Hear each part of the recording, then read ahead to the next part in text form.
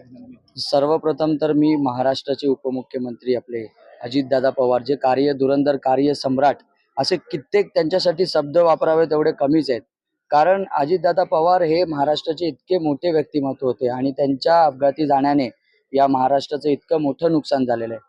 बघा, हा medical camp आम्ही आधीच ऑर्गनाईज केला होता. या गणपती उत्सवामध्ये 10 दिवसात कुठेतरी मेडिकल कॅम्प करावा अशी माझी मनापासून इच्छा होती आणि शेड्यूल फिक्स नव्हतं.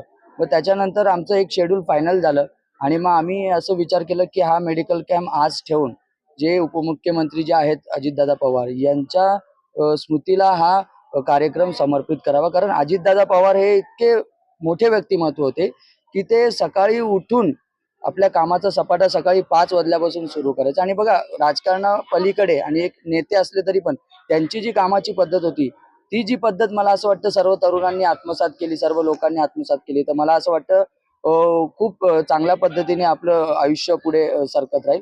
आणि खरंच खूप मनापासून दुःख वाटतंय, खूप हळहळ आहे. आज अजितदादा पवार यांचं निधन झालंय, परंतु आम्हाला अजिबात असं वाटत नाहीये की अजितदादा पवार आपल्यामध्ये नाहीयेत.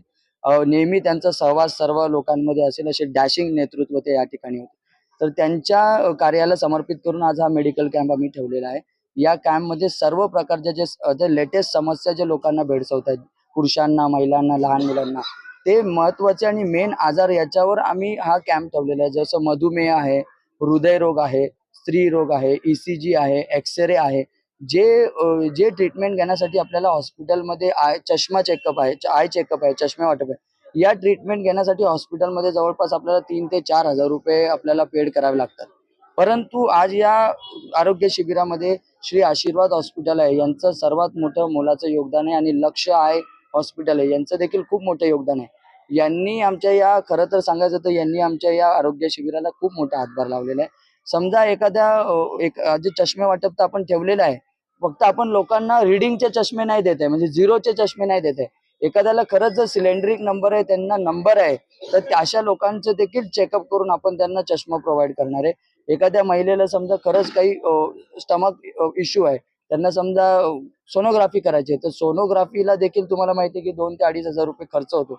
परंतु ती सोनोग्राफी आशीर्वाद हॉस्पिटलच्या माध्यमातून आपण मोफत देणार आहे. एखाद्याचं समजा ECG केल्याच्या नंतर त्याचे सिम्पटम्स हार्ट रिलेटेड काही प्रॉब्लेम दिसत आहेत, तर अशा पेशंटला देखील हॉस्पिटलमध्ये नेऊन त्यांचा आम्ही उपचार या आरोग्य शिबिराच्या माध्यमातून करणार आहोत. असे अनेक जे समस्या लोकांना भेडसावत आहे, या सर्व आजारांना लक्षात घेऊन हा मेडिकल कॅम्प आम्ही ऑर्गनाईज केलेला आहे. पाहतोय सकाळपासून नागरिकांचा उत्स्फूर्त प्रतिसाद आहे. साधारणतः किती नागरिक लाभ घेण्याची शक्यता? आम्ही ठरवलं होतं की 400 ते 500 नागरिक या ठिकाणी या मेडिकल कॅम्पमध्ये लाभ घेतील. परंतु सकाळी आमचं ओपनिंग 10 वाजता होतं आणि 10:30 वाजले होते.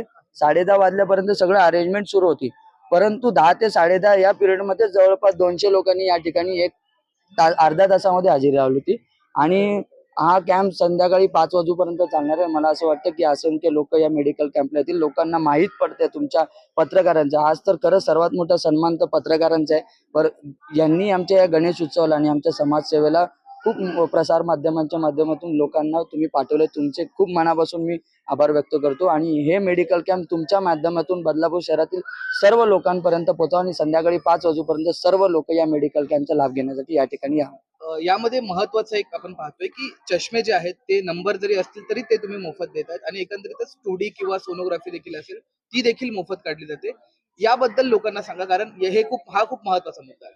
बघा, जे मेडिकल कॅम्प होतं त्याच्यामध्ये फ्री आय चेकअप होतं आणि एखाद्याला समजा रिडिंगचा चष्मा असेल, तो चष्मा त्या ठिकाणी मोफत दिला जातो. परंतु आपण तो चष्मा तर मोफत देतोय, आय चेकिंग पण मोफत करतो. परंतु एखाद्याचं समजा ज्यांच्याकडे खरंच चष्मा नाही आणि त्यांना नंबरचा चष्मा आहे, सिलेंडर नंबर आहे, अशा लोकांना देखील आपण चष्मा त्यांच्या नंबरप्रमाणे हॉस्पिटलच्या माध्यमातून बनवून माझ्या संस्थेच्या माध्यमातून आपण त्यांना तो फ्रीमध्ये देणार आहे. जसं सोनोग्राफी, आता एखादी महिला या ठिकाणी आली आणि त्यांना समजा खरंच पोटात काही त्रास आहे, तर त्यांना नुसतं सल्ला देऊन आणि गोळ्या औषधं देऊन नाही, तर त्यांना हॉस्पिटलमध्ये नेऊन त्यांची पूर्ण सोनोग्राफी करून त्याचं निदान करून त्यांची ट्रीटमेंट आपण करणार आहे.